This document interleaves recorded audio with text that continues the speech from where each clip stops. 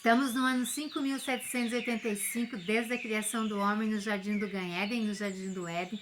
Que o Eterno Criador abençoe ricamente a tua vida se você está aqui pela primeira vez. Que o Eterno te abençoe. Fica conosco, se deliciando das leituras dessas porções de Torá que são feitas aqui todos os dias para o nosso elevo espiritual. Muito bem-vindo. Se tu já é inscrito, muito obrigada. Que o Eterno te visite e te abençoe. Meu carinho, meu beijo para você.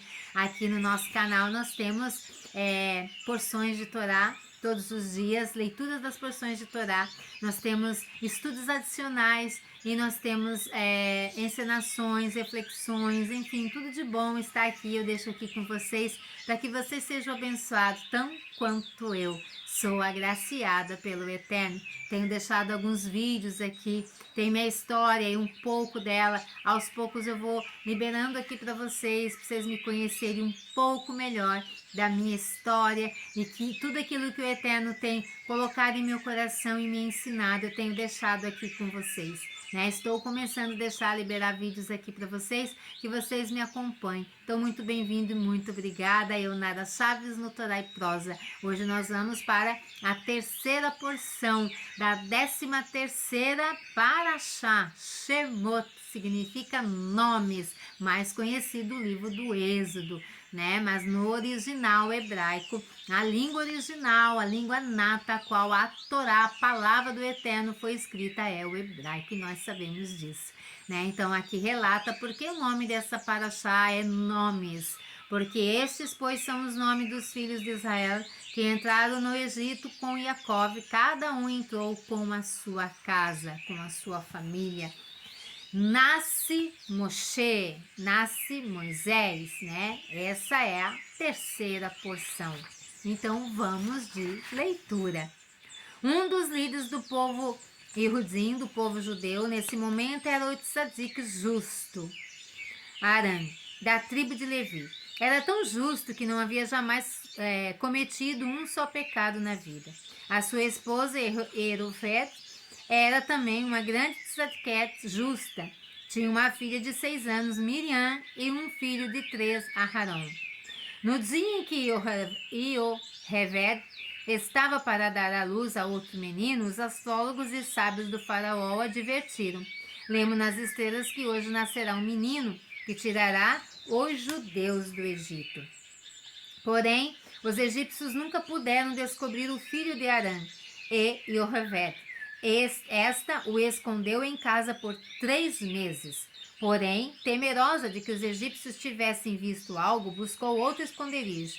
Ioheved pensou: talvez, se ocultar meu filho no rio, os astrólogos do faraó vejam nas estrelas que o menino que os preocupa foi jogado ao rio. Talvez assim o faraó cancele a ordem de atirar os meninos judeus no rio. Olha só a ideia, que teve a mãe de Moshe. Moshe no rio Nilo. A mãe de Moshe arrumou uma caixa de madeira e colocou uma tampa para impermeabilizá-la, cobriu-a com breu por fora e com argila por dentro.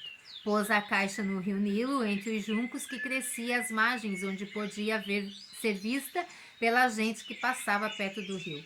A irmã de Moshe, Miriam, decidiu permanecer perto da margem do rio para ver o que aconteceria ao irmãozinho. Passaram-se 20 minutos e ninguém notou a caixa que flutuava no rio. Mas quem se aproximava agora? Miriam viu que se tratava de uma dama egípcia de alta nobreza seguida pelas criadas. Quem poderia ser? Quando se aproximou, Miriam viu que era a filha de Faraó, a princesa Bátia, que vinha banhar-se no Nilo.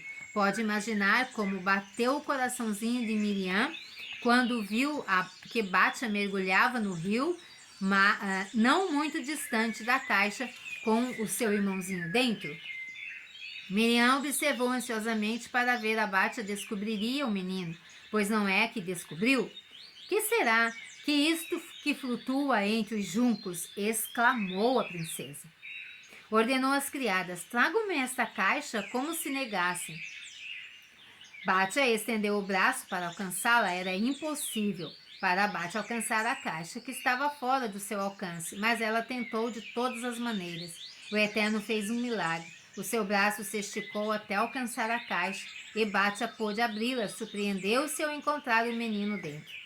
Que lindo bebê! Bate ficou encantada e não sabia o que fazer com ele. O Eterno enviou o anjo Gabriel para que desse uma palmada no menino, que começou a chorar. Bate sentiu pena dele. Rápido, corram, corram, ordenou às criadas. Este menino deve ser um judeu e está morrendo de fome. Traga uma ama de leite para que o amamente. As moças regressaram com a ama egípcia, mas para a surpresa de todos, o bebê fechava a boca com a força e não quis mamar no peito. Bate ordenou que trouxesse outra ama egípcia para amamentar o neném. Porém, uma vez mais, ele cerrou a boca e se negou a mamar. Miriam estava observando a cena desde o começo. Nesse momento, perguntou: traga uma ama judia. Talvez o menino aceite seu leite. Quando a princesa consentiu, Miriam correu para casa e trouxe a sua própria mãe. E o Rover, naturalmente, o pequeno mamou o leite da sua própria mãe. Moshe, no palácio do faraó. Você acaba de saber quem era o menino. Não era outro senão Moshe, Moisés. Na verdade, este nome foi dado pela princesa Bate. Chamou assim porque a palavra Moshe significa tirei-o da água. E Batia o havia encontrado no rio. Batia disse à mãe de Moshe: fique com o menino em sua casa e o amamente até que eu vá buscá-lo, para levar ao palácio e te pagarei por isso. 2 anos depois, a princesa reconheceu Moshe e o levou ao palácio do faraó. Cuidava muito bem dele. Amava o menino como se fosse seu próprio filho. O seu pai, o faraó, também se encantou com o bebê e sempre brincava com ele. Moshe tira a coroa do faraó.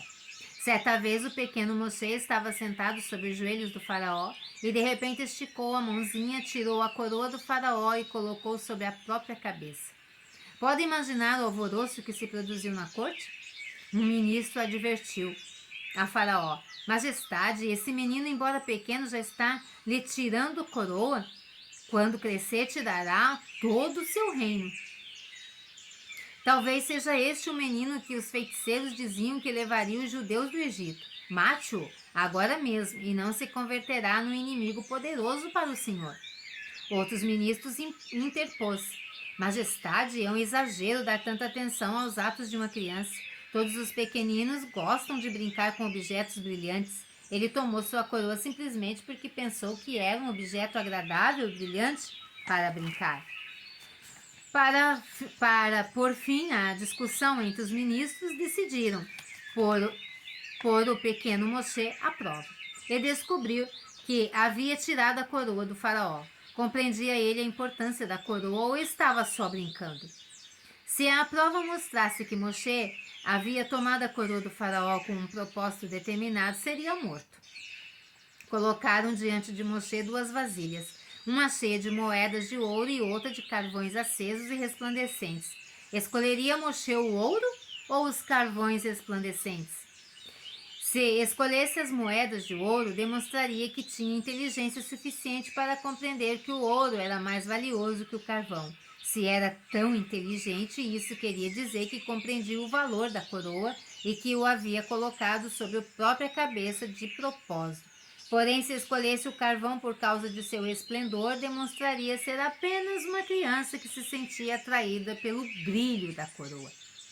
Moshe era um menino muito esperto. Sabia que o ouro era muito mais valioso que o carvão e estendeu a mãozinha para o ouro. Mas o Eterno enviou o anjo Gabriel para que o empurrasse a mão de Moshe até o recipiente cheio de carvões ardentes. Moshe pegou um e, vendo que estava muito quente para segurá-lo, levou à boca. O carvão ardente queimou-lhe a língua e desde esse dia Moshe teve dificuldade para falar. Moshe cresce. Moshe cresceu no palácio do faraó. Embora fosse tratado como um príncipe e pudesse desfrutar de todos os prazeres da corte egípcia, Moshe estava sempre triste, tão triste que chorava sem parar. Havia descoberto que era Yehudim. e sentia-se consternado ao ver como o faraó tratava cruelmente seus irmãos, os Irudins.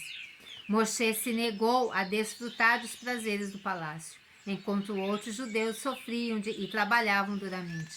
Então Moshe pediu ao faraó que o deixasse supervisionar os escravos Irudins, e a cada vez que visitava um lugar onde via os judeus trabalhando, ajudava-os secretamente no que fosse possível, com o pretexto de ajudar a faraó. Moshe os ajudava a carregar fardos ou a terminar um trabalho. Angustiava-se terrivelmente a ver que os Irudins sofriam tanto. Os planos de Moshe para dar aos Irudins um dia de descanso. Moshe estava constantemente pensando na forma de aliviar o trabalho dos Irudins e finalmente elaborou o seu plano. Foi ver o faraó e lhe disse: tenho observado os judeus trabalhando e devo informar-lhe que estão a ponto de sofrer um colapso. Ai, não terão mais utilidade, pois o Senhor os obriga a trabalhar sem descanso. Nenhum escravo pode trabalhar semana após semana e mês após mês. Tem alguma sugestão para evitar que sofra um colapso? Perguntou-lhe o faraó. Creio que se lhes permitisse descansar um dia por semana, sugeriu Moshe, lhes daria uma oportunidade de reunir força suficiente para trabalhar melhor o restante do tempo. O faraó aceitou o plano de Moshe e quando permitiu a Moshe escolher um dia da semana, que dia acham que Moshe escolheu? Sim, foi o Shabat. Embora a Torá ainda não tivesse sido outorgada, Moshe sabia que o Shabat era um dia santo. Sabia que Abraham, Isaac, Jacob e Yosef descansavam no Shabat. Maravilhoso, irmãos, para nossas vidas é saber o quanto o Eterno cuida de nós, né? E Ele não cuida só no mundo material, Ele cuida no mundo espiritual. O Eterno dá sabedoria e conhecimento ao homem. O Eterno dá também discernimento para saber o que é melhor para nós. Nós mesmos olhamos e nós tiramos as nossas ideias. As nossas ideias, quando nós temos o Eterno, elas não são vãs, não são meramente carnais, mas elas são espirituais. Os nossos planos, eles vão sempre de encontro à Torá do Eterno. Então, que você fique bem abençoado pelo Eterno. Se você não é inscrito e ficou aqui conosco até o final, muito obrigada. Muito obrigada de todo o coração. Você é mais uma luz a brilhar no meio das trevas. Se inscreva no nosso canal. Nos ajude a crescer e a levar. Vamos semear a palavra do Eterno nos 4 cantos dessa terra. Que o Eterno te abençoe. Eu conto com você. Se tu já é inscrito, muito obrigada. E curta, compartilhe e comente e fica aqui conosco. Continuamos aqui na história desta 13ª Parashá, Shalom Aleichem Lehitraot.